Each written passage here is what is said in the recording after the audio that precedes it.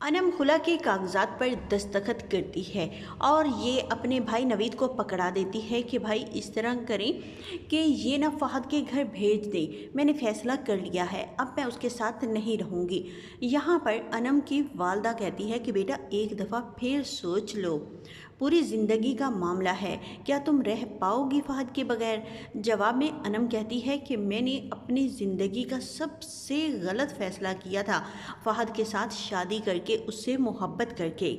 यहाँ पर नवीद अपनी वालदा से कहता है कि अनम ने जो फैसला किया है बिल्कुल ठीक किया है। वो हमारे दुश्मनों के साथ जाकर मिल गया है, जिसे हमने कहाँ से उठाकर कहाँ पहुँचा दिया। वो हमारा मुकाबला करेगा अब।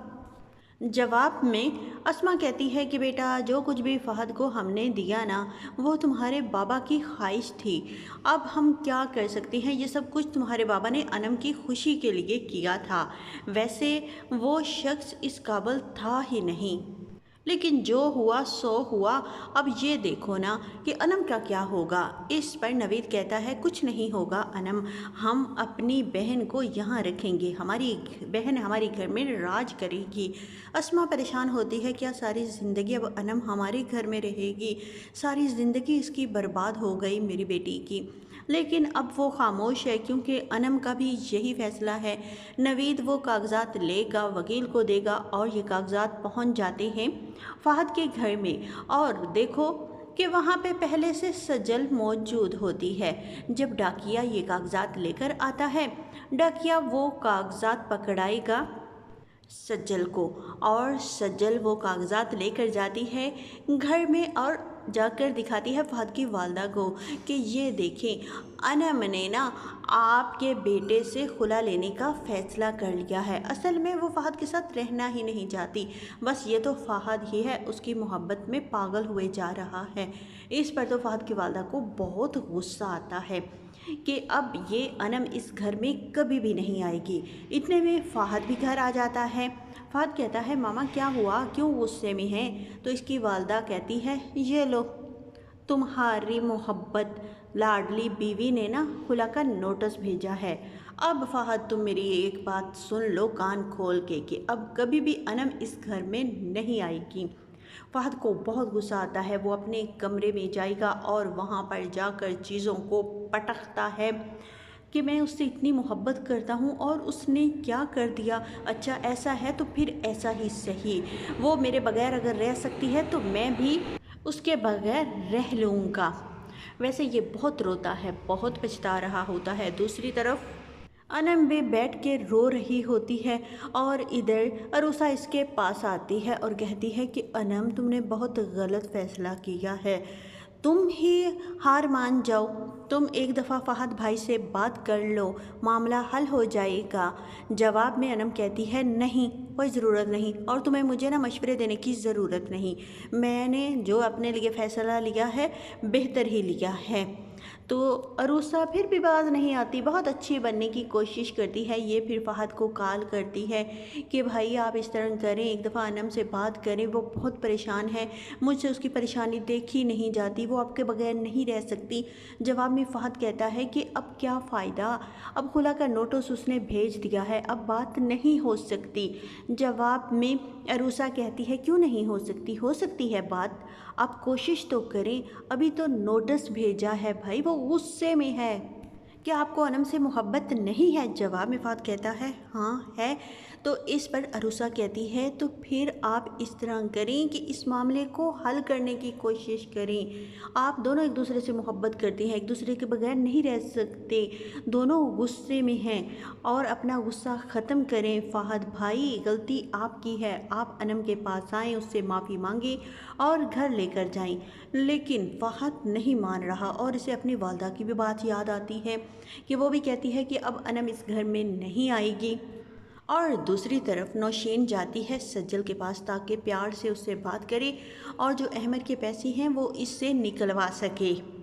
ये सज्जल के पास जाती है और सज्जल से कहती है कि बेटा तुम ना उस फहद का पीछा छोड़ दो, क्या रखा है उस फहद में, वैसे भी वो एक शादीशुदा मर्द है।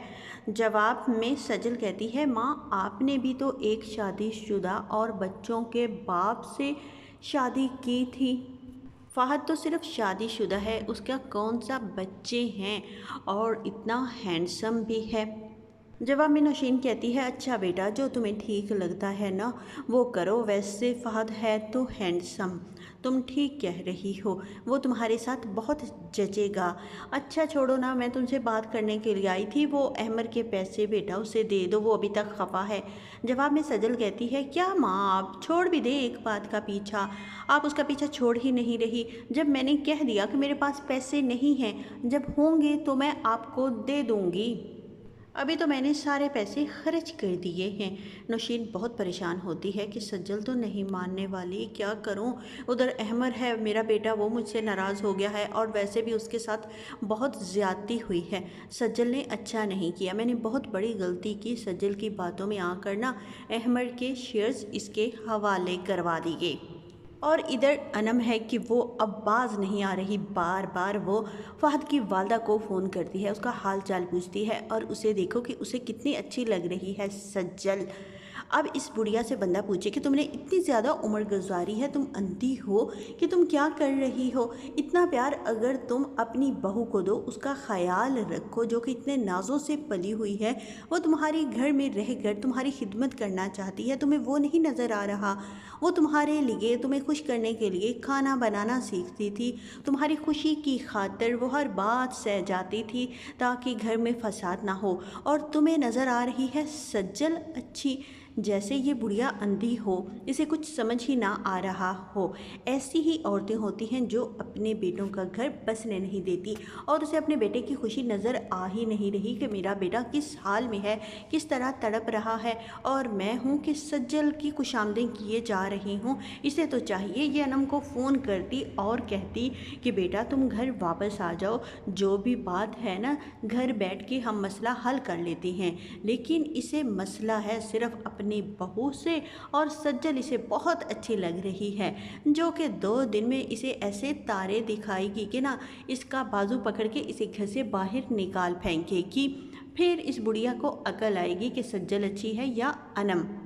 और फ़हद को देखो किस तरह पागल हुआ बैठा है। तुम्हें कुछ अकल नहीं आ रही। तुम जानते हो कि तुम्हारी बीवी तुमसे मोहब्बत करती है और जिस लड़की को वो पसंद नहीं करती तुम उसे क्यों बार बार घर में घुसा रहे हो, और तुम उसकी बात सुनते ही क्यों हो सज्जल की, कि जो भी वो बात कहती है तुम बड़े मज़े से उसकी बात सुन रहे होती हो। तुम कहो कि ख़बरदार तुम मेरे सामने आई या मेरे घर में आई, मेरी माँ है, मैं उसकी खिदमत कर लूँगा।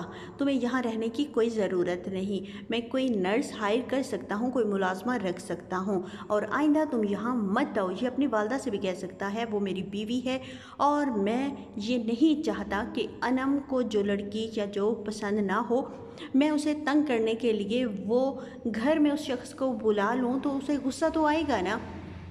फ़हद की अकल तो घास चरने चली गई है।